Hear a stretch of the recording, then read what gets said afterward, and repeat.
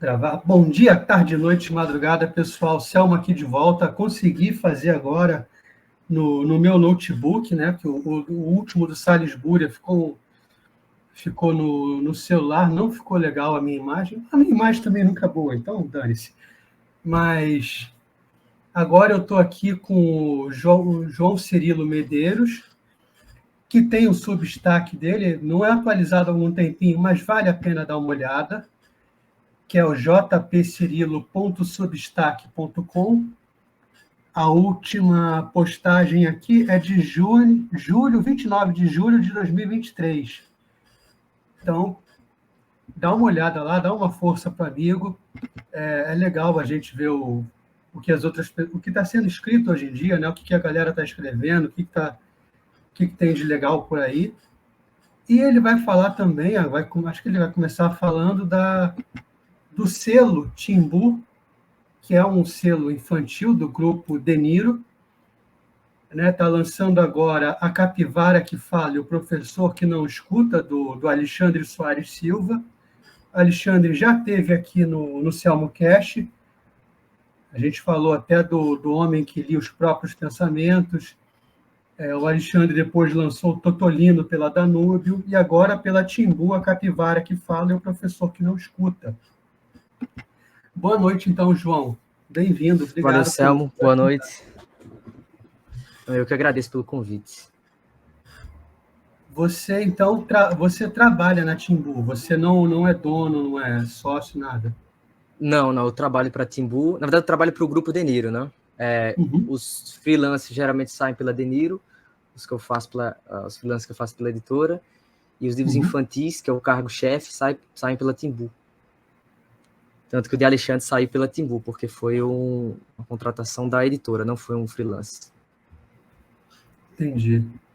E além da Timbu, tem outros 2 selos, o grupo De Niro, não é isso?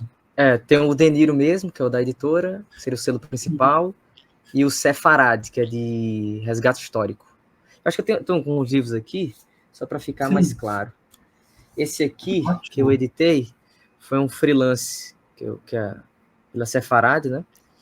Que é o 34º Batalhão de Infantaria, que é sobre o batalhão do Rio Grande do Norte, né? A editora é do Rio Grande do Norte, eu sou do Rio Grande do Norte. O batalhão de infantaria que foi parar em Canudos. Esse livro é até escrito por um senhor, tem até a foto dele aqui, Ezequias. Ezequias? Não. Ezequias. Que não é historiador, mas ele tem uma pesquisa de anos no assunto. Aí ele me contactou e a gente publicou o livro. É um livro até curioso para quem estuda.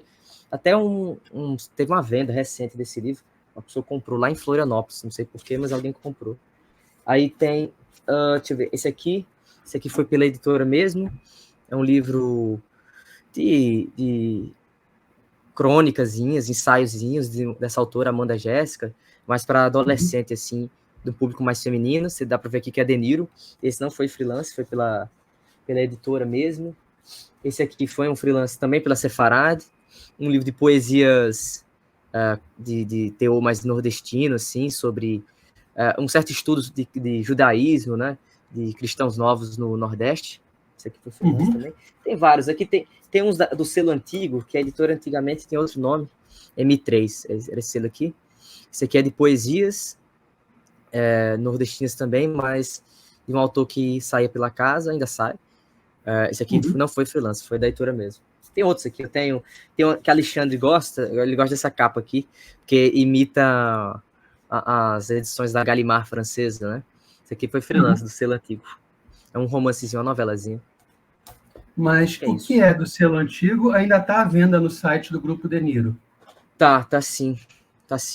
Acho que todos estão do selo antigo. Foi uma mudança, uns 2 anos que mudou, que a M3 era geral, saía tudo, né? Aí depois houve uma mudança, e virou De Niro, e aí foi compartimentando os selos, né? E agora o principal é o Timbu, que é voltado para o público infantil. O que mais sai é o Timbu. O que mais sai é o Timbu, de infantil. O que mais tem projeto, assim, é quase tudo Timbu, dentro da editora. as histórias infantis que saem pela Timbu, elas têm alguma característica em comum, alguma coisa assim? Elas são mais de viés pedagógico, Uhum. geralmente segue um padrão de ensino de alguma coisa, seja geografia, a moralidade no sentido positivo da palavra, né? Valores mesmo. O de Alexandre, por exemplo, ele é uma mistura, porque ele é para ser uma introdução de livros de humor para as crianças, e também tem uma questão de amizade, sobre valorização da escuta no livro, né? Que tem tanto que tem uma piada, um cadilho no título do livro, né? E é um livro mais fininho, curtinho, para crianças mais novas, 7, 8 anos de idade. Mas, por exemplo, esse livro seria tem um tema de amizade e uma função de introduzir as crianças para livro de humor. Mas aí tem livro sobre emoção, que é o País das Emoções, tem livro sobre meio ambiente, livro sobre estados, livro sobre cidades. Tem uns, acho que mais de 50 títulos, não vou lembrar agora de cabeça, mas é por aí. E é uma coisa que as escolas adotam esses livros, ou os pais complementam a educação Não das adotam. crianças? É mais de adoção de escola mesmo. São as escolas que tendem a adotar os livros, sim. Os pais, até meio paradoxal, assim, mas sim, tem alguns pais que compram, até eles chegam na editora e aí tem que comprar 2 livros para a escola, mas acabam comprando mais, porque tem interesse na formação da biblioteca infantil, né? Que é até uma coisa que a Cecília Meirelles falava. Tem um livro dela sobre literatura infantil, ela fala sobre a construção de bibliotecas infantis, dentro de casa. Alguns pais focam nisso, mas a maioria dos pais não chega a focar na compra de um livro avulso, não. É mais do que a escola pede. Raras são as vezes que o pai pega um livro que não está na lista. É bem incomum isso. Dá para um pai montar você acha que uma boa biblioteca infantil só com o que está saindo da Timbu? O que Boa, é eu a diria que criança? sim. Eu diria que sim, não completa, né? Tipo, poderia puxar a sardinha para a editora, mas não tem como, porque digamos que você queira dar uma base de ensino religioso, assim, de uma moral mais religiosa. Não tem Uhum. como, com os livros da Timbu, né? Vai ter esse problema, porque não tem o foco da editora. Como eu considero isso parte importante da formação, então eu diria que tem como se formar uma boa biblioteca inicial para a criança, tem sim. Um livro sobre... Porque tem muitas áreas, né, que a gente linka com os pedidos das pedagogas para os livros. Então tem livros sobre aprender a dizer não para a criança, então para a criança saber ouvir ou não. Tem livro sobre você conseguir controlar suas emoções. Tem livro de filosofia também, de musicalidade. Nós pegamos um autor de São Paulo que é músico, e nós pegamos a música dele de filosofia, transpusemos para o infantil. Então também é uma introduçãozinha à filosofia básica, assim, de autores para criança. Tem também isso. Deixa eu tentar lembrar. Tem de história também, então tem livro sobre o Rio Grande do Norte, livro sobre a Paraíba, livro sobre a cidade do Recife, livro sobre a cidade do Natal, que eu editei sobre a cidade do Natal. Então dá para fazer uma boa biblioteca infantil inicial para criança, dá sim. Essa ausência, assim, que você fala de uma coisa voltada para o religioso, é proposital para, ok, a gente não vai conseguir abarcar todas as religiões, então vamos ficar sem nenhuma? Não, é mais porque não tem outras editoras que conseguem suprir essa demanda do mercado, né? Essa demanda familiar. E como nós não focamos nisso logo de início da editora, não começou com livros assim, é difícil você fazer essa transição, porque justamente você vai entrar num mercado que já tem muitos livros sobre. Livros infantis tem muito, né? Tem até romanizações da Bíblia, né? Adaptações para quadrinho, tem muita coisa. Então, nós como editores achamos que não precisava adicionar mais uma editora nessa briga, né? Nós focamos mais em outros sentidos de pedagogia, né? Posso usar esse termo. Tipo, vocês foram para onde parece que tem mais uma carência do que ficar fazendo mais do mesmo, né? Ela tem uma carência não necessariamente de quantidade, porque também tem muito livro sobre esses assuntos, né? Mas também tem uma carência de qualidade, porque é muito material com desenhos medianos para baixo, ou que tem certas apelações políticas, né? A editora não gosta disso, trabalhar com livro de apelação política ou de modismos sociais. muito específicos, a editora não gosta. Então a gente resolveu focar para, como até no próprio Rio Grande do Norte tinha uma carência de uma editora assim, de qualidade maior, livros infantis, a gente acabou focando nisso, né? Então nós contratamos ilustradores profissionais, que viriam a ser, no caso, por exemplo, nós temos alguns livros que o ilustrador não era famoso, mas era um bom ilustrador, que depois veio até mudar de país, usando o livro como case, né, como portfólio. Então a gente tenta focar ou em talentos já descobertos, ou no caso de ilustração, né, que dá muito peso para o livro infantil. Ou talentos descobertos, ou talentos que ainda não foram descobertos. A questão de ilustração, né? De texto é mais variado, assim. É bem variada, os autores. Você tem, o grupo Denil tem um selo de resgate histórico, mas é um resgate histórico voltado para a história dos estados do Nordeste, para a região Nordeste? É mais voltado para a região do Nordeste, assim. E tem nós publicamos um livro sobre o Seridó, se não me engano, não lembro se é o Sertão, posso até procurar depois, mas não lembro se é sobre o Seridó, que é uma região nordestina, sobre o Sertão, de Juvenal Lamartine, que era governador aqui do estado. Ele tem um livro bem interessante, foi até adotado em algumas escolas esse livro. Tem livro sobre Canudos, que eu mostrei, tem livro sobre cristãos novos na Paraíba, que é um clássico nessa área de estudos de cristãos novos na Paraíba, nós lançamos também. Vai sair um livro que eu vou começar a editar agora, talvez em março, fevereiro, também sobre Seridó. Vai ser um livro bem grande sobre o assunto, importante na área, com um genealogista, né, que geralmente essa questão do resgate histórico do Nordeste tem muita ligação com genealogista, né? Então vai sair um livro sobre Seridó, só por genealogista também. Vai ser bem grande o livro. E também vai sair pela selo de resgate histórico. Porque Sefarad era o nome que os cristãos novos se referiam à Península Ibérica, né? Lá de Portugal e Espanha. E a chave, deixa eu ver se consigo mostrar aqui novamente, a marca da editora é uma chavezinha, que é um símbolo ligado também a essa região. Essa região. Foi. Uma chavezinha aqui, que é ligada ao judaísmo. Então, então vocês estão focando. Você acha que.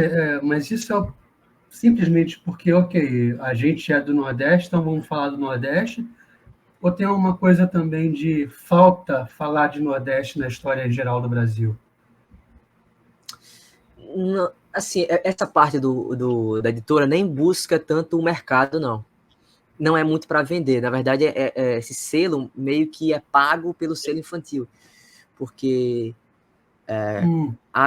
sente essa necessidade mais pontual, sabe? Não é nem voltado para o mercado. Então, acaba sendo no Nordeste, porque a gente é do Nordeste, e alguns temas acabam pipocando, que nós achamos interessantes, de resgate histórico mesmo, então, de certos autores que foram esquecidos. Esse ano, como eu vou ter até mais tempo para trabalhar na editora, porque eu terminei o curso de Direito. Então, teremos mais projetos, né, focar nesse selo também. Quem pode, uma hora ou outra, voltar para o mercado, assim, mas não é nem de necessidade mercadológica, não. É mais necessidade de publicação. Então, tinha esse texto de Juvenal Lamartine, que era esse governador, que não era publicado há um tempão. Então, a gente fez um trato no texto, contratamos um xilogravurista, né, que trabalha com xilogravuras, fizemos uma capa mais moderna para o livro, em papel craft, né, que é um papel mais caro, e lançamos. Para o livro se pagar, ele não precisa ter lucro para a editora, mas é mais para se pagar mesmo.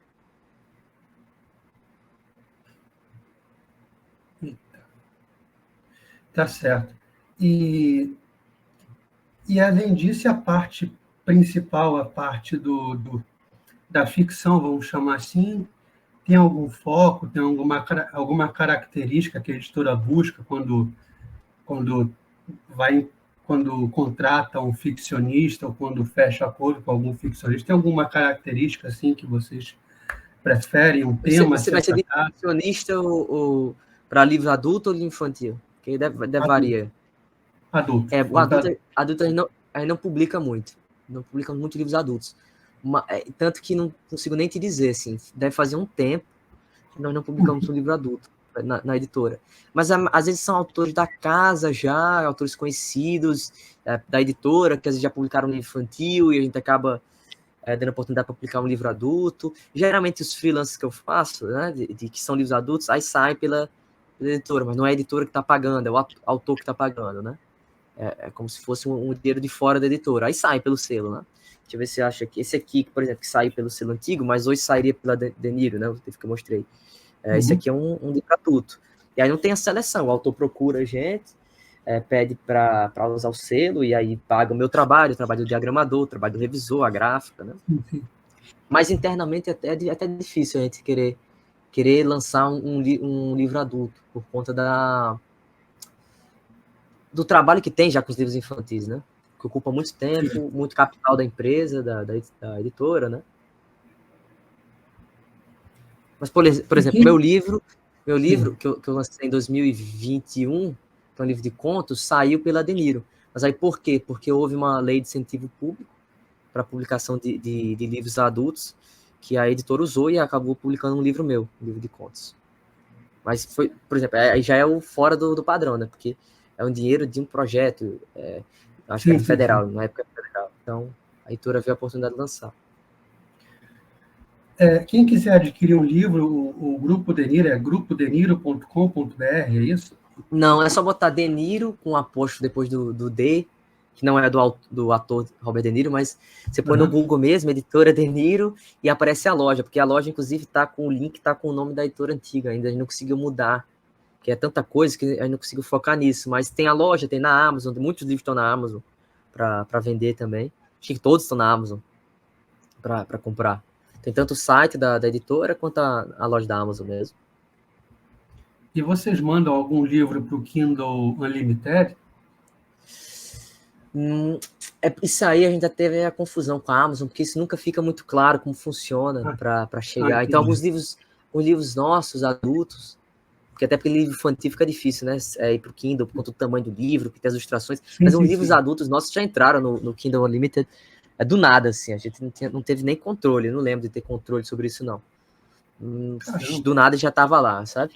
Eu acho que tem como você botar o livro lá conscientemente, digamos assim, mas no nosso caso, não lembro se a gente optou por isso. Eu lembro que uma época apareceu, alguns livros nossos aparecem no Prime, né, que é o frete grátis para quem tem Prime, às vezes some, a maioria não está no Prime, às vezes um livro entra, assim, é meio aleatório. Até porque como a gente está no Nordeste, em Natal ainda, fica até difícil de entrar alguns programas da Amazon de frete grátis para o cliente. Não é fácil.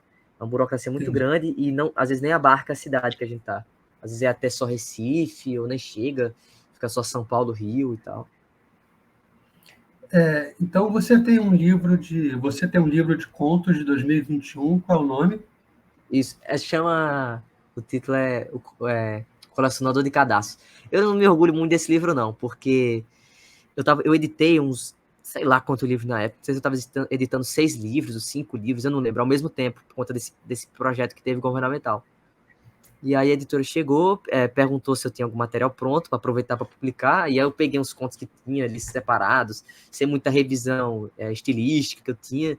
Aí eu falei, faz aí, contratei um capista, que hoje até trabalha para a VID, né, para o Grupo SEDET, eu acho que ele trabalha para lá, que é Lucas, que é aqui em Natal. Contratei ele, foi bem feito as pressas, assim, chamei uma conhecida minha que era ilustradora, ela fez as ilustrações, que são até boas, em pontilhismo pro livro, e lancei, assim, sem conseguir ter muito esmero, porque não deu tempo, né? Eu estava trabalhando na edição de outros livros, e acabei fazendo amálgama de contos e acabei lançando o livro, né? Então, por isso que eu não me orgulho muito, não, desse livro. Contos que não conversam muito entre si, esse seria o problema? Não, conversam, eles conversam, pior que eles conversam. Tem uma historinha que os contos contam, assim. Inclusive, eu não sei se eu já comentei isso com ele, lembra um pouco, não em qualidade, mas em ideia, já comentei com ele sim. Lembra um pouco o Totolino, do Alexandre Soares Silva. Um pouco, antes do Alexandre lançar, porque são sonhos que não, enfim, que vão se intercalando. A história não tem nada a ver com o livro dele, mas lembra um pouquinho, né? Do Totolino. O estilo, assim, de narração por capítulo, por conto. E é um conto que, quando você percebe, está ligado ao outro, né? Não é muito difícil perceber, não. Esse livro foi até curioso, porque as pessoas até gostaram, as pessoas que leram o livro. Alexandre, eu entreguei esse livro para ele numa feira de livros, que eu acho que ele leu parte do livro, não lembro agora, ele gostou de algumas ideias lá. Mas esse livro foi adotado em algumas escolas, acho que 2 escolas adotaram esse livro, fizeram uma mini peça de teatro, sobre um dos contos, que eu fui pego de surpresa. Me chamaram para a escola lá, para a apresentação das crianças e adolescentes. É um livro um pouco mais velho. Aí tinham feito cartaz do livro, tinham feito essa peça de teatro com um dos contos. Eu fiquei até meio chocado na época. Mas fiz sessão de autógrafo lá. Não tinha nenhuma expectativa quanto a isso, né? Mas dei palestra para as crianças. De uma coisa que você mesmo achou que não ficou tão legal, né? Né? Tem esse viés crítico também, todo mundo que publica acha isso, né? Mas é porque esse ficou... Eu teria refinado muito mais ali se tivesse tido tempo, teria retirado alguns contos, talvez, ou diminuído, assim. É um livro meio experimental, meio surrealista, tem uns contos bem malucaços, assim, de forma... Não sei se são boas, né? Mas é uma forma meio maluca que eu escrevo, escrevi alguns contos ali. Eu trabalhei muito com mini contos, porque eu não consegui escrever narrativas muito longas, até para contos na época. Até hoje eu não consigo escrever tanto. E aí são vários mini continhos, alguns de 3 páginas, outros de 1 parágrafo só. Esse que fizeram a peça, acho que ele tem 2 parágrafos, outro só tem 1 parágrafo, nem lembro. Fizeram uma mini peçazinha de teatro, uma apresentaçãozinha. Mas foi isso. Então, não me orgulho tanto, mas teve as suas exterioridades, né? Teve seus méritos. Qual foi o autor que você acha que serviu mais de inspiração para os contos desse livro? Cara, na época eu tava bem maluco, ainda sou um pouco, em Borges, sabe? Tava completamente fissurado em Jorge Luiz Borges, tanto que eu li aquele conto dele, esqueci o nome agora, só que gafe.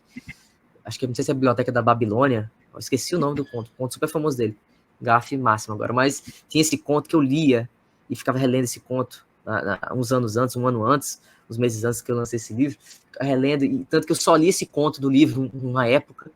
Fiquei tão fascinado por ele, que só li esse conto, depois que fui ler os outros, e aí fez minha cabeça, assim, na época, para eu escrever, não como ele, mas que quebrou uma barreira psicológica que eu tinha de escrita, de só escrever coisa séria, né? Porque aqui no Brasil, os autores que a gente acaba lendo na escola são muito sérios, né? Muito sisudos na forma, né? Até Machado, que é o maior de todos, muito provavelmente, a forma dele é bem clara ali, tirando o Brás Cubas, talvez, que foge um pouquinho, mas a maioria é bem assim, né?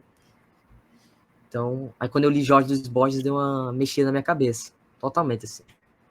Totalmente. Quando você fala que é meio fantasioso, essa fantasia vem do próprio Borges, né? Não sei se posso dizer isso. Fazer meio que o tema. O tema que a forma que eles...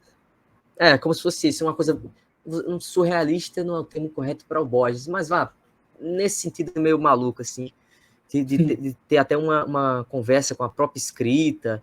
Então tem um conto, que depois esse conto até vazou, assim, nos grupos meio obscuros aí de Discord. Um amigo meu pegou esse texto e leu, como se fosse em voz alta para os caras que eu nunca vi na minha vida, que depois começaram a entrar em contato comigo, um conto sobre um escritor brasileiro, que é meio filósofo, e as pessoas não posso dizer, dão discreto a ele, não falam muito dele, e aí ele cria um pseudônimo russo e fica famoso e tal. As pessoas gostaram desse conto, que é meio maluco, assim, né? O cara cria um nome completamente genérico, russo, assim, e as pessoas começam a fazer teses sobre ele, palestras sobre ele e tal. Esse conto é meio borgiano, se eu posso dizer assim, né? Não consigo ficar tão confortável em dizer isso, porque eu gosto muito do Borges, então não sei se posso me comparar com ele, não tem como. Assim, você tentou fazer o que ele faz, né? Assim, ele tem uma qualidade muito grande, a gente não alcança, mas é um exemplo, uma influência clara no seu trabalho, então, o do Borges. Nesse livro, sim. Eu faz um tempinho que eu não leio ele comentando esse assunto, tô pensando aqui, qual foi o outro livro dele que eu li? Que eu tenho aqui em casa, tá até aqui em cima, eu tenho o Borges Essencial, que é um tomo da Academia Espanhola, eu acho, de Letras, acho que é esse o nome, que tem vários livros dele juntos. Tô até com o livrinho dele aqui, ó, que eu nunca terminei, História da Eternidade. Mas faz um tempinho que eu não leio nada completo dele, assim. Embora seja um autor que eu goste, assim, bastante. Até da persona dele, porque ele tem uma relação curiosa com Portugal, né? Ele se dizia descendente dos judeus dos Açores, da Ilha dos Açores. Tanto que ele corrige que o nome dele é Borges, como se fosse com a pronúncia aportuguesada, né? E minha família também tem essa ligação. Então tem até essa questão pessoal minha com ele. Mas sim, eu gosto muito dele. Faz um tempinho que eu não leio. Eu acho que o último livro dele que eu li todo foi um livro dele sobre escrita. Eu acho que foi. Não lembro o nome agora do livro. Mas acho que foi o último livro dele que eu li todos. E você, nesses contos, além do Borges, teve mais alguém de influência? Na época, deixa eu tentar lembrar aqui. Não consigo rastrear uma influência personalizada assim. Não consigo. Mas eu lembro que eu tinha lido Gabriel Garcia Marques uns 3 anos antes, assim. E tinha gostado não da escrita mesmo, a escrita até gostosinha de ler, né, do Gabriel. Não é tão geniosa, mas até boa de ler. Mas eu tinha gostado também desse negócio da quebra da forma. É porque o jeito que o brasileiro médio é apresentado à literatura na escola é muito esquisito. Então você pega autores, isso já é batido dizer, não é nenhuma novidade, né? Você pega autores que são muito realistas, vou botar assim entre mil aspas, que acabam criando uma ideia no aluno, no estudante, no leitor, que aquilo ali é o padrão de literatura do mundo todo, né? Então, quando eu era bem jovem, assim, eu tinha uns 11, 12 anos, sei lá, eu li, bem mais jovem, né, que ainda sou jovem, eu li Lima Barreto, então para mim aquilo ali era o ápice da forma literária, então só podia escrever uma coisa bem pé no chão, né, de forma, assim. Então, quando eu li Gabriel, Borges, eu li Kafka também, na época eu tinha lido também quando eu era adolescente, li Kafka, assim, então deu uma mudada na minha cabeça de forma de escrita.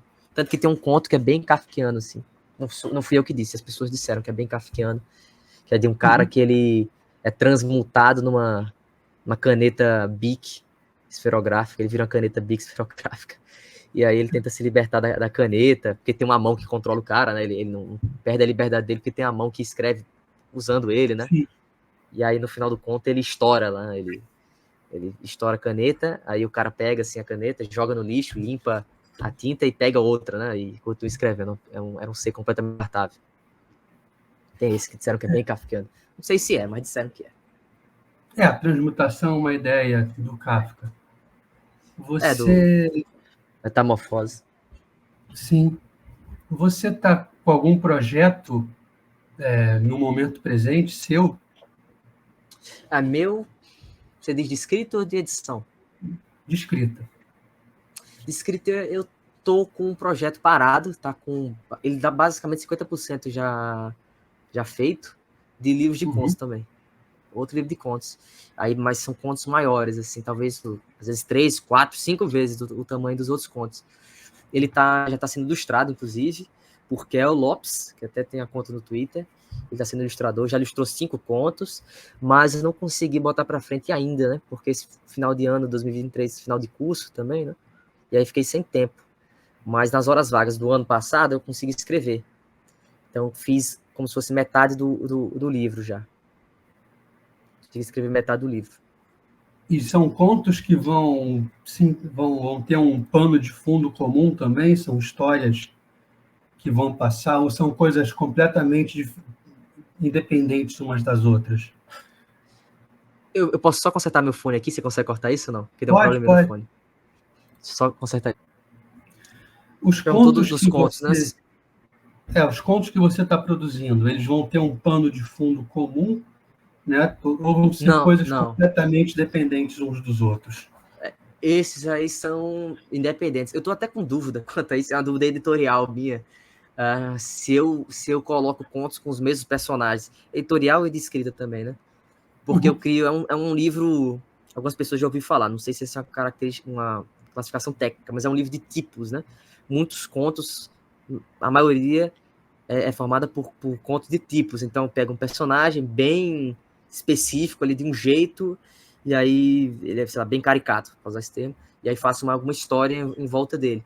Então eu tô com essa dúvida se faço mais de um conto com personagens idênticos, né? Ou seja, histórias com o mesmo personagem. Ele tem uma leve, não vou dizer continuação, mas uma ligação muito leve ali entre os contos, que talvez no produto final suma, no jeito que eu venho organizar o livro, talvez suma. Mas tem sim, pode ter, né? Uma ligação, porque tem um conto que ele meio que junta alguns personagens de forma bem breve ali, mas talvez esse conto nem entre no final, então não sei. O foco é meio que cada conto mostrar um comportamento humano diferente. Não é muito, não é nem um comportamento, não. É mais um. Esse termo talvez não seja adequado, mas é uma caricatura de algum tipo de pessoa.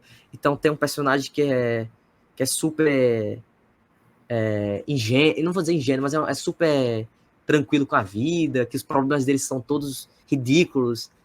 O conto é o que dá o título ao livro, que eu não posso dizer aqui por enquanto, porque eu não sei se vai ser o nome final, mas o problema do conto dele é um problema totalmente banal, assim. Então tem um conto que tem um rei meio medieval, assim. Até lembrar aqui de outros.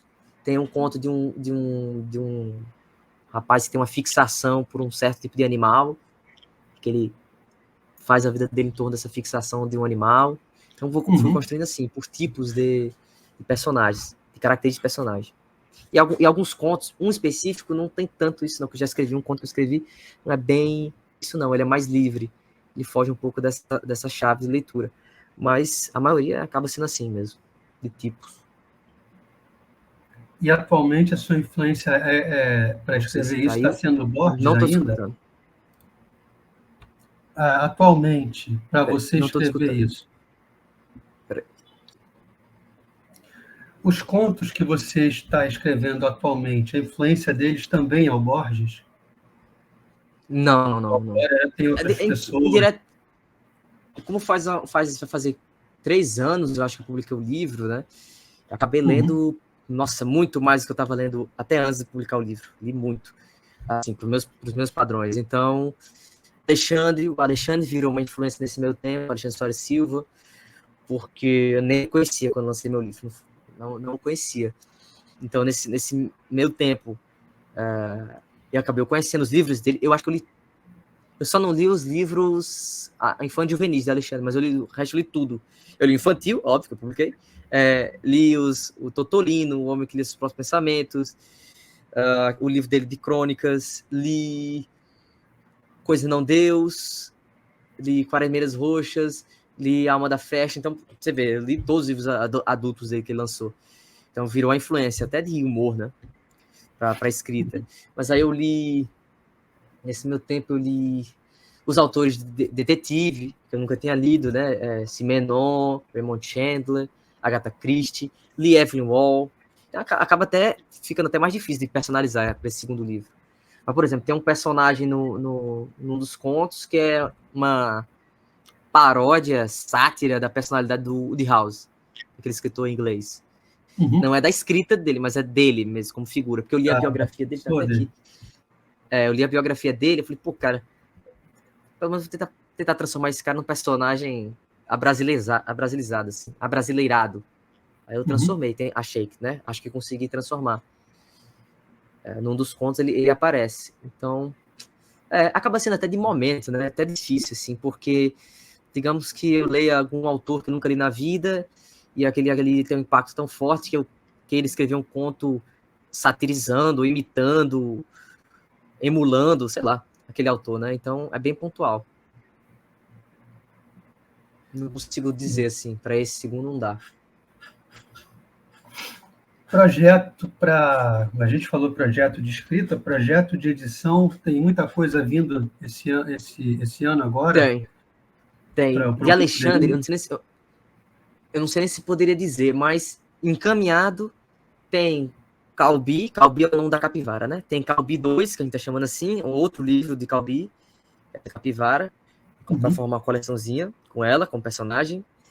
Tem provavelmente outro livro infantil, de outra temática com Alexandre, com outros personagens, talvez saia.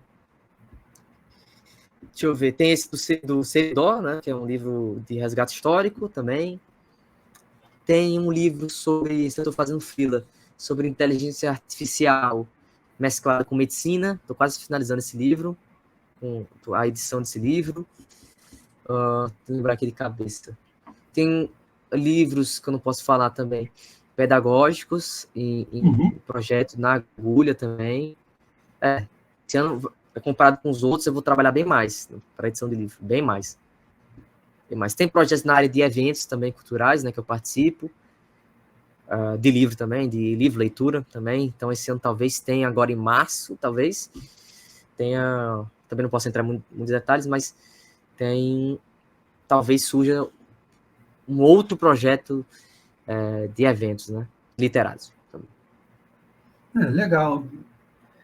Então, tomara que seja um ano bem produtivo. E então o Alexandre está fazendo legal essa ideia de fazer uma coleçãozinha infantil.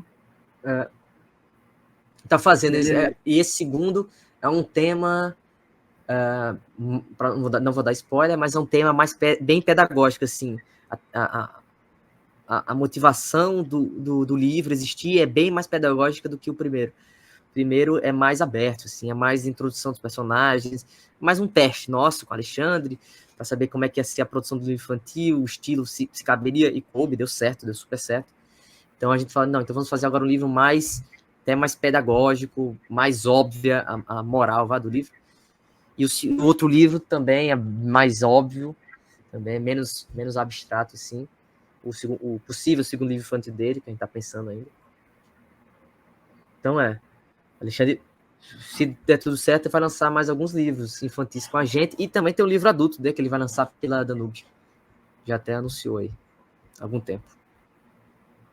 Eu acompanho ele mais ou menos na Danube, né? Eu li o Totolino, eu li o Homem que Lia os Próprios Pensamentos, a Danube é bem legal também. Tem entrevista aqui com o Diogo, não sei se você viu. Eu vi que você lançou, não consegui ver ainda. É bem legal, então. E agora, mais um editor, mais uma editora. Como é que você se viu nesse mercado, nessa coisa de editar livro? Como é que você chegou a isso? Assim, eu sempre gostei de livros, né? De ler livros. Tive uma influência muito grande da família. Então, a gente vai aprofundar. Não diria que seria um caminho natural, né? Mas é dos caminhos para quem gosta de ler, para quem gosta do objeto, livro. Um dos caminhos é edição de livro. Outro caminho é escrever, outro caminho é revisar. Tem gente até que gosta de livro e acaba diagramando o livro, né? Acaba ficando nessa parte mais técnica, mas já acabei caindo na edição. Meu pai é o meu chefe, então facilitou muito, óbvio, né?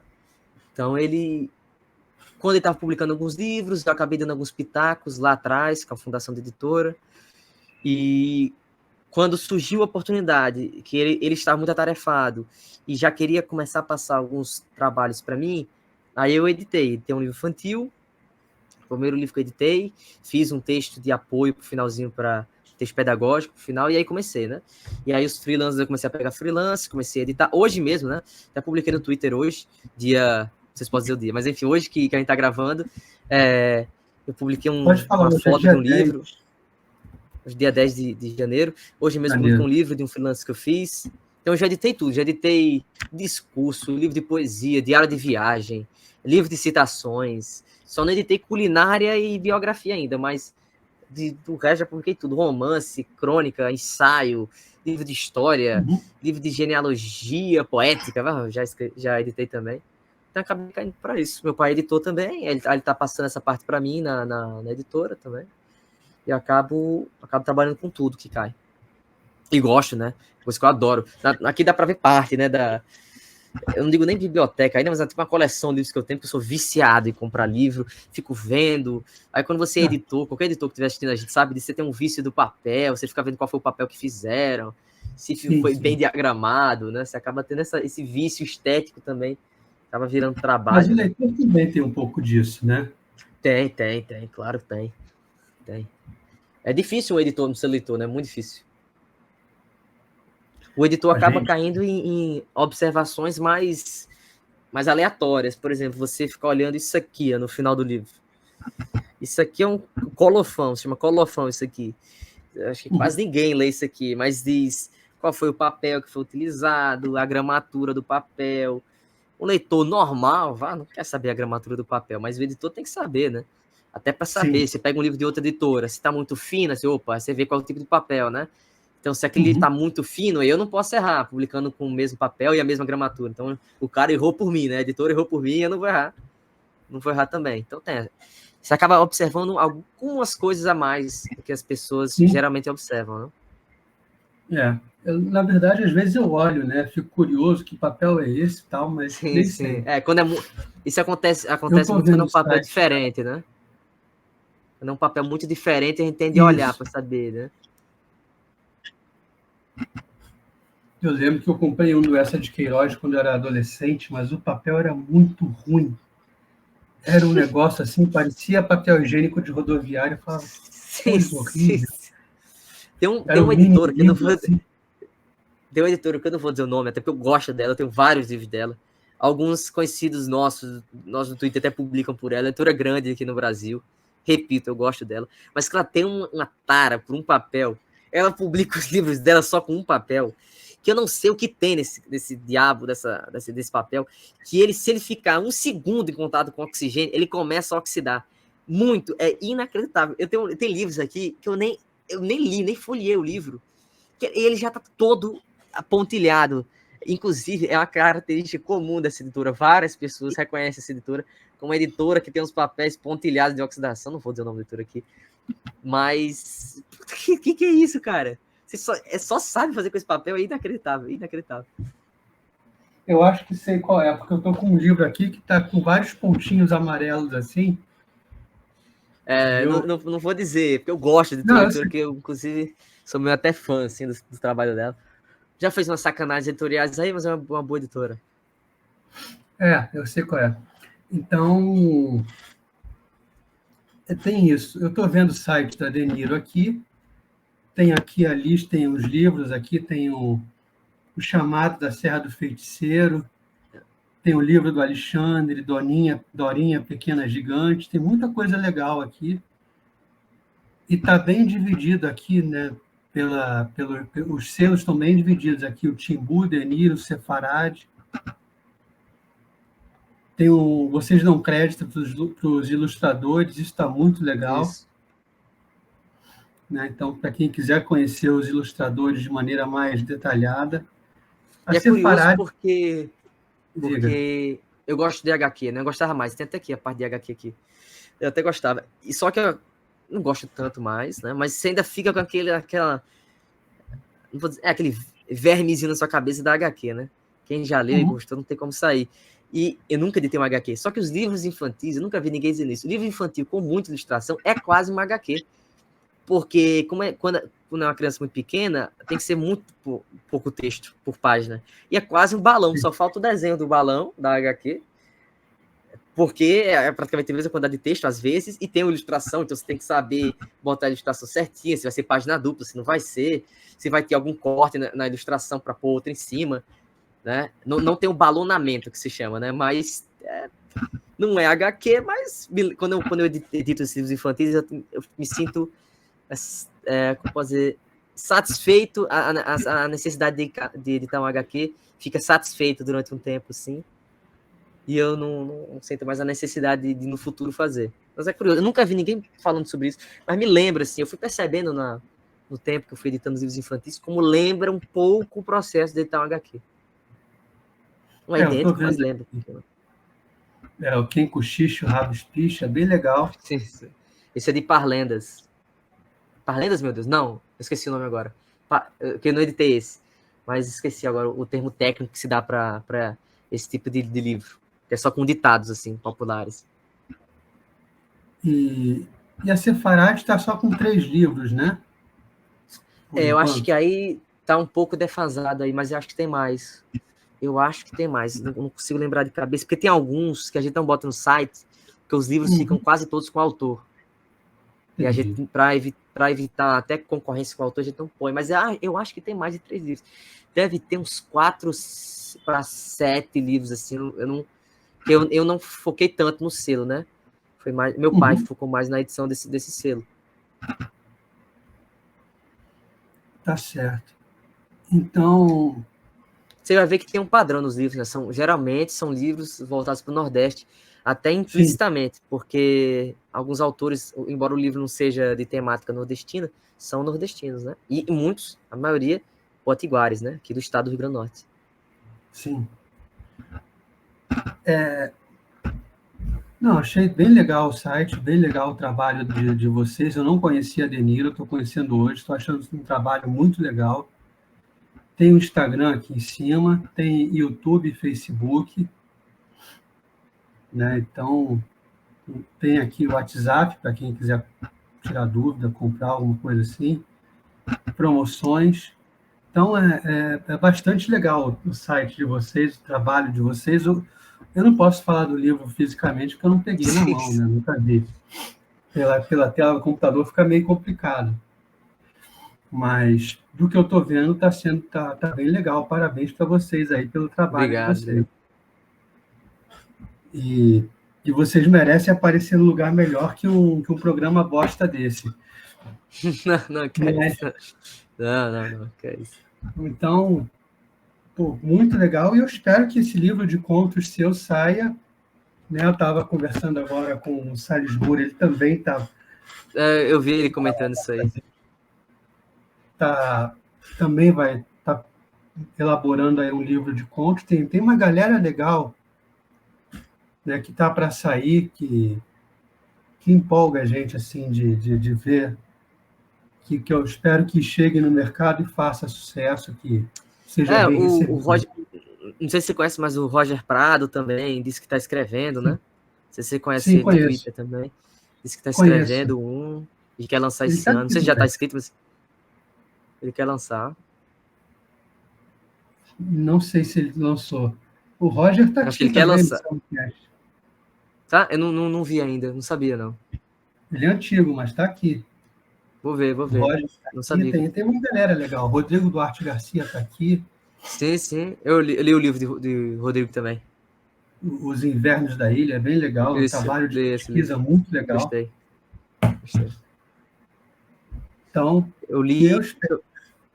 O pior é que eu li esse livro de Rodrigo porque ele postou fez um tweet sobre um livro que ele fez e o avô meio que diagramou o livro assim quando ele era criança. Aí eu comecei a seguir ele no Twitter, vi que ele tem esse livro, comprei. Do Twitter que falta para eu ler, eu preciso ler o livro do Alex Sugamosto, Cárcere, que eu não li ainda, não comprei, mas eu vou comprar e irei ler. E do Diogo, acho que Diogo Rosas, né? Diogo Rosas. O Diogo Rosas eu li no Kindle. Desculpa aí, Diogo. No Kindle Unlimited. Eu não. No Kindle Unlimited que eu peguei. Mas se você ler no Kindle Unlimited, ele ganha dinheiro, sim. Ele ganha, então tá tranquilo. Acho que ele ganha um pouco. É de graça. Ele ganha um pouco mesmo, mas ganha um pouquinho. Mas esse livro dele eu quase comprei uma época, mas eu vacilei e não comprei. Tenho muita vontade de ler esse livro dele. Muito. Mas eu não li ainda. É legal. O Diogo Rosas Gugues, né? Eu vi o podcast, o episódio com ele, gostei bastante. Eu nunca tinha ouvido a voz dele, né? Legal. Aí tem essas coisas, né? Você vê a foto do cara meses, anos, nunca ouviu a voz do cara, e ele vai no podcast e diz, esse cara fala assim. Curioso. Ele tá aqui na Amazon, Até Você Saber Quem É, de 2016. Esse livro. Então, vale a pena. Não é porque apareceu aqui pelo Salmocast, não, que o livro dele é legal mesmo. Eu tenho gosto, assim, de ler os caras do Twitter, assim.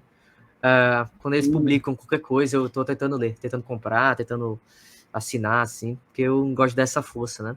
E, assim, nunca me decepcionei, não. Dos livros que eu li dos caras do Twitter, nunca achei nenhum fraco, não. São bons, são uma galera legal, mas que precisa ser mais conhecida, né? Quem sabe eu ajudo a chegar um pouquinho mais longe. É difícil, é muito difícil no Brasil, a questão do público leitor, né? Desse tipo de livro, que é um livro bom, mas está fora que é, inclusive, até um milagre, né? Se você for ver, o do Diogo foi lançado pela Record, do Rodrigo foi lançado pela Record, do Alexandre, A Coisa Não Deus, foi relançada pela Record. Assim, é um milagre da época. Eu acho que é porque tinha um editor, não sei se era o caso do Andreasa, que estava na época. É até um milagre esse tipo de autor ser publicado, porque, né, o mercado brasileiro é muito fechado, né? Nesse sentido, para autores que não seguem um tipo de escrita, um tipo de tema, é muito fechado. Sim, Você sim. vê, o João Filho, que é o poeta João Filho, Tá aqui ele... também. Eu não sabia também, olha só. Ele lançou um livro, Rezas, né, agora em 2003, autopublicado, né? Complicado. Um cara, eu gosto dele, gosto bastante dele. O João O cara Filho é um cara... Tem que autopublicar um livro, complicado. Não, embora isso seja normal na história do Brasil, Manuel Bandeira fez autopublicação, era regra quase. Mas com tecnologia que a gente tem, com mais informação, com descentralização editorial, o cara não conseguiu ter lançado por uma editora. Eu não sei se ele quis também, mas ele não ter conseguido lançar é um mau sinal do público leitor brasileiro. É um mau sinal. O peso do João Filho não está numa editora grande, realmente. Mas eu tenho uma boa notícia que o João Filho vai aparecer de volta aqui. A gente está conversando, está tendo uma ideia junto, eu, João Filho, e o Gabriel Santana, que é um crítico literário que é muito legal também. Eu vi que ele tem um episódio aqui também. Então, a gente vai fazer uma coisa aqui, os três, é uma ideia que eu tive que vai ficar legal. Eu tenho a ideia e eles executam, né? Que eles são melhores, eu só apresento. Então, é isso. Deixa eu partir para aquelas perguntinhas. Você já viu as perguntas padrão do SelmoCast, né? Sim, sim. Você falou que você deve à sua família um pouco da sua formação literária, né? O seu pai Um pouco não, é muito, né? Você não tem como dever pouco, não. É muito. O seu pai é editor, né? Editor. E isso pesou na sua formação literária? Por incrível que pareça, embora eu tenha dado essa informação, ele ser editor, não. Não, porque quando ele virou editor, que é uma coisa recente, né? Meu pai é jornalista de formação, trabalhou com jornalismo a vida toda. Quando ele virou editor, que foi em 2017, né? Quando ele fixa mesmo a edição de livros, é editora nova, você só fazer as contas aí, tem 7 anos, faz 7 anos agora. Então eu já era leitor mesmo, já era leitor voraz até. Mas até prévio isso, né? Porque aquela expressão que é até batida, né? Que a palavra convence, o exemplo arrasta, né? Se você vê um familiar seu, que você vê todo dia na sua casa, ele está sempre com um livro, às vezes até com o mesmo livro, mas ele está sempre com um livro lendo, em várias situações diversas, não sei, na rede, na cama, no banheiro, sei lá. Você tenta até se perguntar, se você for uma criança normal, você tenta até se perguntar por que o cara está fazendo isso, o que é que tem de graça naquilo ali, né? Aí você acaba, às vezes até por um ato para emular a pessoa, né, o seu pai, sua mãe, você acaba lendo. O meu caso não foi emular, não, é porque eu fiquei curioso mesmo e comecei a ler, desde de criancinha, assim. Mas sim, devo a ele, porque a escola, né, pelo amor de Deus, a escola, a formação, até tuito bastante sobre isso, assim, sobre educação de jovem leitor, até porque eu sou muito novo, então é uma coisa que eu me preocupo com a minha geração e a geração de baixo, né, que tá vindo e irão vir mais. Então, assim, a escola tá melhorando bem aos poucos isso, mas como formação de leitores é muito deficitária, né? Muito, exageradamente deficitária. Sim, a escola não oferece uma aproximação legal. No meu tempo até tinha, não sei como é que está hoje, tinha alguns livros infantos juvenis que despertavam um certo gosto. Mas o clássico era sempre mostrado como uma coisa chata. O clássico era hoje em dia, embora eu tive bons professores de português, literatura, né? Mas é porque o problema tá bem para além dos professores, é um problema até, às vezes até um papo chato, mas é um problema estrutural mesmo, de educativo, de literatura e língua portuguesa que você tem. Não é culpa dos professores, nem da apresentação deles. É até a grade de como você tem que apresentar já é esquisita, porque você não apresenta a literatura como algo vivo, você apresenta como até um insight curioso, não sei se alguém já disse isso aqui no podcast, ou você já leu sobre, é curioso como na escola, quase todo ensino de humanas, não técnico, ou seja, fora gramática, ele é um ensino, na verdade, de história. Então, por exemplo, literatura, você não ensina literatura, você ensina história literária, movimentos literários, que é uma forma de você ensinar, mas então filosofia é história da filosofia, não é filosofia propriamente dita, né?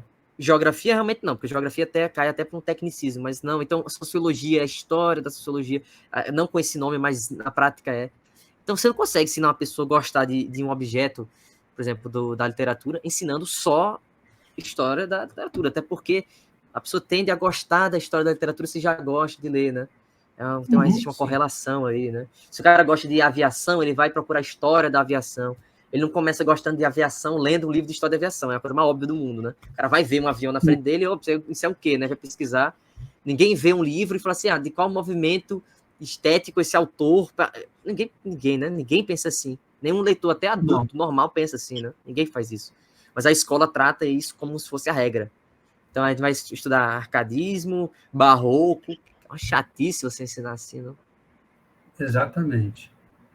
Então, você teve esse exemplo de ver pessoas lendo à sua frente, né?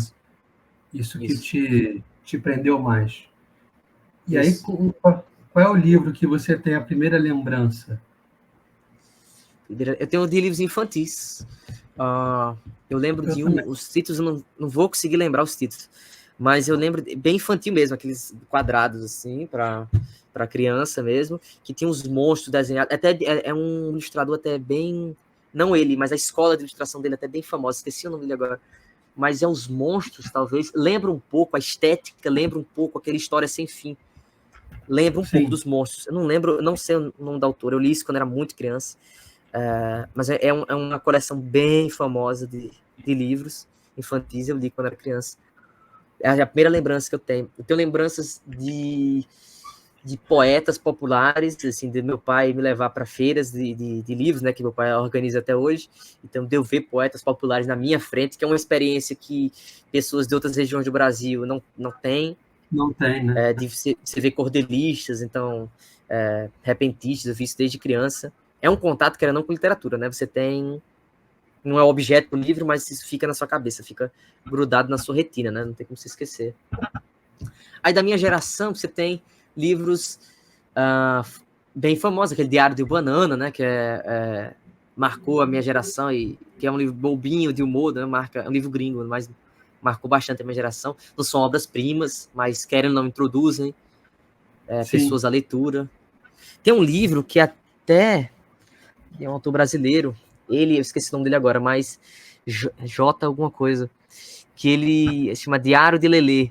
Foi o primeiro contato que eu tive com um livro de humor, assim, quando eu era bem criança, devia ter uns 7, 8 anos de idade. Esse livro, Diário de Lelê. O autor desse livro, inclusive, não sei se você já viu, tem uma série no YouTube do Sesc conversando com autores. Você já viu essa série no YouTube? Não. Sesc Libris, se não me engano, esse é o nome da série. O cara que faz as perguntas, o jornalista, que está fazendo perguntas para os autores, a voz do programa, é o autor desse livro, dessa série de livros infantis, que o único que eu li, que eu lembro, é Diário de Lelê. É bem engraçado, esse livro é bem engraçado. Lembra, assim, tenho boas memórias desse livro. Isso é muito legal. Você sabe dizer o livro que mais marcou sua vida, assim, o primeiro livro que te fisgou para a literatura? Você lembra o livro a sua primeira lembrança, mas o primeiro que você viu e falou, isso aqui é muito legal. Caraca, faz pouco tempo, né? Porque eu sou muito jovem, isso faz pouco tempo, mas eu não consigo dizer, assim, criança mesmo, eu não consigo. Eu sei que eu li uns contos que depois de me descobrir a origem deles, eu li, quando eu era criança, na escola, botaram para eu ler um conto de um rapaz que era engolido por formigas. Ele tentava caçar mel, uma coisa assim, e era engolido por formigas. E quando eu li isso, eu falei, nossa, isso aqui, eu devia ter uns 8 anos de idade, eu falei, nossa, isso aqui é bizarro. E gostei, eu fiquei meio, sabe quando você fica com pavor feliz, né, Sei. É um encantamento pelo pavor. O autor, vou até pegar aqui, é o autor uruguaio, lembra? Hoje eu não tô rindo para nome, o Horácio Quiroga. Eu vi descobrir que esse conto era dele, assim, 2 anos atrás. Eu li um livro dele, A Galinha Degolada e Outros Contos, se não me engano, esse é o título que ficou no Brasil. Eu li esse conto no livro e falei, caraca, é daqui, né? O conto era desse livro e ninguém me disse na época, mas é o primeiro conto que eu lembro que deu uma porrada no meu cérebro quando eu era criança, ficou meio bagunçado assim, de que coisa esquisita, mas que coisa legal. Foi esse conto, do Horácio Quiroga, que eu lembro, assim. Só vim ler o livro todo recentemente. É aquele mesmo tipo de encantamento que a gente vê em alguns filmes de terror, né? Quando é criança. Nesse contexto, você fica meio hipnotizado assim, não às vezes só pela leitura, mas pela imagem que o cara forma na sua cabeça, né? É muito bizarro o cara ser engolido por formigas, né? E sobrar, se não me engano, sobra só o ossinho dele assim no final, é uma coisa bem grotesca, assim. Mas foi esse conto. Isso lembra uma série. Tem um conto que eu acho que é do Drummond, da velhinha das motos, né? Que rouba a lambreta, se não me engano é do Drummond, é um conto de humor. Tem algumas poesias do Manuel Bandeira também, que eu lembro quando era criança eu li, assim. É aquela Café com Pão, que é famosa dele. Li quando era criança também. De poesia eu lembro de ter gostado da Cachoeira de Paulo Afonso, do Castro Alves, mas eu não... meio que apagou da minha memória hoje em dia. Sim. Por exemplo, de Monteiro Lobato, que eu vi, acho que não foi o Diogo comentando aqui no seu podcast. Curioso, com Monteiro Lobato, eu não fui apresentado a Monteiro Lobato quando era criança. Ninguém me apresentou Monteiro Lobato. Ninguém. Assim, a minha geração, eu não sei o contato que a minha geração teve com o Monteiro. Não sei mesmo. Assim, eu não lembro de citarem livros dele. Assim, eu vim descobrir recentemente o livro que eu comprei dele. Eu comprei em 2023, foi o primeiro livro dele que eu comprei, não cheguei a ler ainda, porque eu não tive tempo, um livro de contos, assim, mas eu não tive zero, infelizmente, tá? Não é algo bom não, tive zero contato com o Monteiro Lobato. Tava ouvindo o podcast dele, com ele, né, com o Diogo, e fiquei até meio... percebi isso, né, que não tive contato com o Monteiro. Algumas gerações tiveram na TV, né, o Sítio do Pica-Pau Amarelo. Eu tive só na TV, se contar isso como... tive só na TV mesmo. Não sei se conta. Porque, assim, daí, de repente, da TV foram para os livros, não sei. Para mim, não teve isso. Infelizmente, eu tenho que até tirar esse atraso assim, de leitura dele, porque eu não tive. Ele reconta algumas histórias, tipo Peter Pan, Barão de Munchausen, algumas coisas assim. Então, é bem legal. Você foi... A gente, uma coisa que eu pergunto sempre, você não tem filhos, né? Eu imagino. Mas não. Você tem ideia de como você faria para um filho seu estar conectado com livros no mundo do tablet, do celular e etc? Eu não tenho filhos, mas por conta do trabalho da editora, indiretamente, há algumas épocas do ano, eu lido com muitas crianças. Assim, não sou professor, claro, os professores lidam diariamente, mas assim, ano passado, 2023, eu acho que eu dei para crianças, eu devo ter dado umas 6 ou 7 palestras, assim. Então, para assim, auditórios grandes, né? Uma escola me chamou para falar sobre edição, sobre leitura e escrita para crianças. Assim, do que eu reparei, elas são bem interessadas, por incrível que pareça, no assunto. Não a maioria, claro.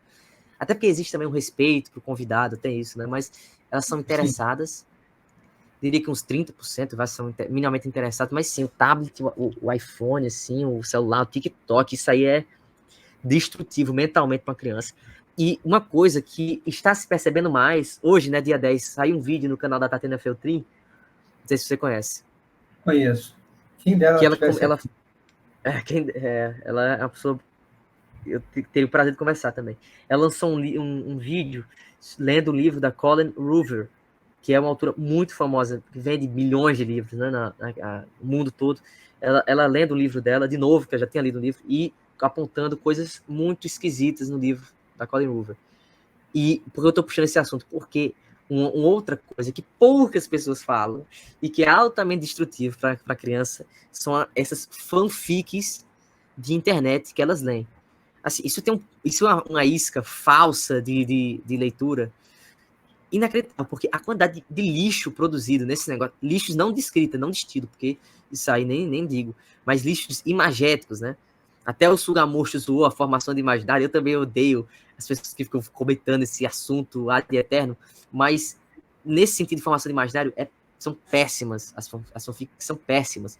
E quando nas escolas, eu vou dar palestra, espero que dê mais, porque é uma coisa que eu gosto, as pessoas interessadas, muito, garotas, a maioria, muitas falam dessas fanfics com gosto, né? Falam que leem, e assim, são coisas absurdas. Parece que a criança tá lendo, que o adolescente tá lendo, ele tá lendo de fato, ele tá fazendo a atividade mecânica de leitura, mas ele tá lendo um lixo, assim, totalmente destrutivo. Por que eu sei que é destrutivo? Porque não posso, enfim, por que eu sei que é destrutivo? Porque eu já vi textos de crianças de 11, 12, 9 anos que contém cenas que são soft porn, sabe? Assim, coisas bizarras de crianças, já recebi isso, já recebi comentários de pais, até de alunos lá, dizendo que liam isso e que adoravam. E não tem como você, na cara da criança, dizer, para de ler isso aí, não tem como, né? Então você fica meio sem jeito. Eu sei que sua pergunta não foi sobre isso, mas é um adendo que Mas é um tema que eu falo pessoas... sobre aqui. É uma coisa que eu trago. Mas assim, para fazer... Eu falei disso agora com o Salles Bulha, exatamente disso, de soft porn. Eu não sabia. É um problema. Um vírus mesmo. Que está acontecendo. E tem uma coisa que você acho que você não está ligado. Quando você entra no Kindle Unlimited... Sim, eu sei disso. Eu tenho Kindle. Eu sei o que você vai dizer. Procura livro de história, primeira, né, ficção histórica. Vem isso primeiro, no primeiro, segundo, terceiro, quarto, aí no quinto lugar vem uma ficção histórica.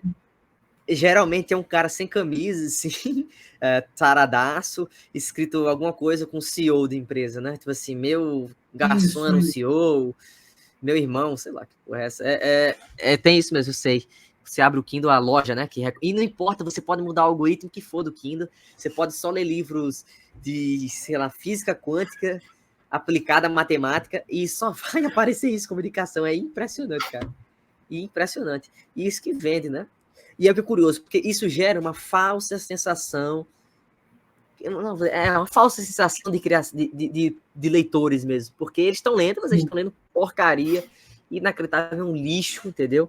Que faz parte, tem no mercado desde sempre, faz parte da construção do mercado livreiro, mercado de leitores, mas a internet, ela cria um certo padrão de consumo, não vou dizer nem artificial, mas um certo tipo de padrão de consumo maluco com isso. As adolescentes ficam viciadas no Wattpad, que é o site de fanfics, ficam lendo isso. E aí o que acontece? As pessoas ficam viciadas nesse tipo de livro, né? Elas não são leitoras mesmo, elas ficam viciadas nesse tipo de livro. Então cresce e fica lendo só isso. E aí, você pode considerar isso a formação de público leitor? Eu não considero. Como um autor, não me considero escritor, mas como autor, como editor, como leitor, eu não considero isso benéfico para a formação de leitores. Não acho que seja benéfico. E isso está muito em voga, acho que a internet potencializou esse tipo de coisa. O pai e a mãe ficam tranquilos porque a filha está só lendo, entre aspas, né? Ele olha para ver que a filha está lendo, e tem uma coisa aí que essas pessoas vão ver, por exemplo, que vão dizer que Machado não é boa literatura. Porque o Machado não provoca os estímulos que essa coisa provoca. Eu não sei se você... Eu não sei se vale entrar nesse assunto, mas não sei se você usa Instagram, algo assim. Pipocou, não vou falar muito sobre isso, mas pipocou um post no Instagram dizendo que, usando um termo chamado elitismo cultural, dizendo que você falar assim, o livro que você lê é ruim e lixo, e o livro que eu leio é bom, é errado. Você não pode fazer isso. Isso é elitismo cultural. Você não pode dizer que ler livro sei lá, do Machado, ler livro... sei lá, do Evelyn Waugh, não pode dizer que isso é melhor do que ler livro de uma mulher aleatória do Wattpad que escreve, que eles chamam fairy porn, né, que é pornografia com fada. Você não pode dizer isso. E você dizer isso, você está sendo elitista cultural. Pelo amor de Deus, né? Pelo amor de Deus. Eu estava refletindo sobre isso. Esse termo, ele inclui nele, de forma simbólica, a tentativa de passar a mão na sua cabeça. É isso que esse termo está querendo dizer. Esse termo está querendo dizer para você não melhorar nunca e continuar lendo essas porcarias. Isso que está implícito. E o termo, ele tende a se vender como algo anti-elite, né? Porque ele está dizendo, contra o elitismo cultural. O que você está fazendo é justamente fornecer um termo para as pessoas que não são de uma elite cultural e não são de elite financeira continuarem não sendo dessa elite. Nunca, porque elite não vai fazer o filho ler essas porcarias. Em certos casos, não vai permitir, ou já vai, quando o cara sair do berço, já vai programar para ele ler livros mais sérios. Tá? Não que tenha problema em ler livros baixos, assim, não tem problema, mas ler só isso é o problema. Então você cria um termo já para pôr na cabeça das pessoas de forma cultural que esse tipo de livro não é problemático, ou que você ficar escutando música de putaria não tem problema nenhum. Pô, óbvio que tem um problema. Esse termo é um termo muito esquisito, é um termo que veio para confundir. Eu digo isso como editor de livros, que trabalha indiretamente com educação infantil, porque faz parte do meu trabalho. Educação infantil, educação de adolescentes, educação de pré-adolescência, é um termo que vem para confundir, porque a criança, o adolescente lê isso no Instagram, e a cabeça dela que se forma nesse sentido, uma forma torpe de ver a realidade de livros, né? E você fez a pergunta sobre formação, eu estou falando justamente, isso é a anti-formação literária, você está fazendo uma anti-formação literária. Você forma uma anti, você cria barreiras que não precisariam existir, são barreiras que não precisariam existir na formação de uma criança leitora, e elas surgem. Imagina um pai na cabeça dele, ele tendo essa ideia de elitismo cultural na cabeça dele, o que ele vai passar para essa criança? A criança vai ler qualquer coisa, ele vai achar de boa, beleza, tranquilo. Que é justamente, cometer isso com a Alexandre Soares Silva, o pai e os professores são os primeiros curadores culturais da criança. Sim. A criança não tem como fazer, não tem curadores de arte, o pai, a escola, são os primeiros curadores da criança. Então, se um pai tem uma ideia deturpada do que é leitura, do que é cultura, ele vai passar para a criança, né? Então, se for uma dica para formação literária de uma pessoa, a primeira coisa é como uma pessoa como pai ou como mãe, saber que você pode, sem perceber, incutir na cabeça do seu filho ideias que são anti-formações literárias, né? Você, quando fala com crianças, você fala com crianças de que faixa? Nossa, de todas. Social? Social, todas também, todas. Do livro que eu fiz, que eu lancei, foi adotado, era uma escola num bairro, uma região bem mais pobre. Na palestra que eu dei, as 6 palestras, nem sei quantas foram escolas de ricos, assim, uma escola bem classe alta. E o que eu posso dizer, não trabalho todo dia na sala de aula, não sou chão de fábrica, como muitos professores, mas o que eu vejo é que existe um curioso nivelamento entre as classes sociais, por incrível que pareça. A criança rica, ela às vezes lê a mesma porcaria que a criança de uma classe mais baixa. A mesma porcaria. O que não é bom para nenhuma das duas.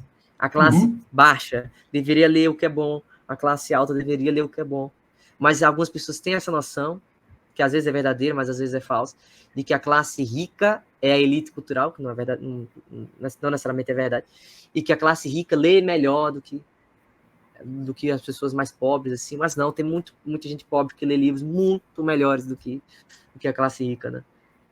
Então, sim, tem esse paralelo bizarro, eu considero um paralelo bizarro entre as classes sociais no Brasil, não sei como é lá fora, mas aqui, infelizmente, é assim. Que a graça seria o quê? Existir esse paralelo, mas que, na verdade, fosse um paralelo alto, né? Sim. Mas não, é como se tudo tivesse nivelado por baixo. Não é difícil chegar a um bom livro para a classe mais baixa, né? Não, claro que não. Não é não. Não mesmo, não existe não é essa difícil. barreira. Não existe essa barreira. Eu não consigo ter essa barreira. Talvez seja uma barreira temática. Se você fizer um livro sobre viajar de iate, livro infantil sobre viajar de iate, como foram deliciosas minhas férias nas Malvinas. Isso não vai dizer nada para criança pobre, né? A criança não vai nem... Só se o livro for muito bem escrito. Realmente a forma supera a história. Mas assim, digamos um livro mediano, né? A criança não vai ter interesse nenhum. Eu não acredito muito nesse negócio de contextualizar, mas nesse caso, pegando um exemplo bem drástico, né? A criança não vai se conectar com o livro, mas livros que têm temática mais universais, assim, que tem personagens ricos, por exemplo, um autor, o José Geraldo Vieira, não sei se você já chegou a ler ele. Ladeira da Memória. Pronto, eu li Ladeira da Memória, li Mulher que Fugiu de Sodoma, li o livro de contos, ensaios críticos dele, devo ter lido mais algum. Eu tenho 2 livros aqui dele que não li ainda, mas ele é um autor que, dos livros que eu li, ele fala da perspectiva de um cara que era muito rico, né? Nos anos 20, o José Geraldo pilotava avião. Esse é o nível do cara. O cara era piloto de avião nos anos 20. Até onde eu sei, ele era piloto de avião. Mas os livros dele, dificilmente uma pessoa normal, de classe média, não vai se identificar, porque ele tá falando de temas universais ali, né? de Sim. egoísmo, amor, né, escolhas drásticas. Então, para crianças, se você escrever um livro que tem uma temática universal, qualquer pessoa, qualquer criança vai se identificar, Ela vai se apegar. independente da classe. Como uma pessoa rica consegue ler um livro do Lima Barreto, que era um lascado de grana, tranquilamente, consegue ler sem problema nenhum. Né? Sim, sim, sim. Como uma pessoa que não é burocrata, consegue ler o livro de Machado de Assis, também, porque ele era, né, um burocrata estatal, até onde eu sei, mas consegue ler numa boa, sem nenhum problema. Conseguimos, e a gente fica debatendo Capitu e Bentinho por décadas. Isso aí Eu nem acho a parte mais interessante do Machado, essa parte do Capitu e do Bentinho, né? Mas as pessoas Não, também focam acho que não. Eu acho que as pessoas fazem muita tempestade em cima disso. É uma parte muito pequena do livro, não tem nem a graça isso. É isso. Obrigado, João, por aparecer, Valeu, viu, Selmo? por estar aqui com a gente. Obrigado mesmo. Volta Valeu, eu quando que você agradeço. quiser. Volta quando Só me lançar o seu convidar. livro. Pronto. Quando lançar o seu livro, volte, venha mais vezes. Está sempre aberto aqui para você. E brigadão mesmo pela presença. Eu que agradeço. Valeu, Selmo. Valeu, pessoal. Até a próxima, então.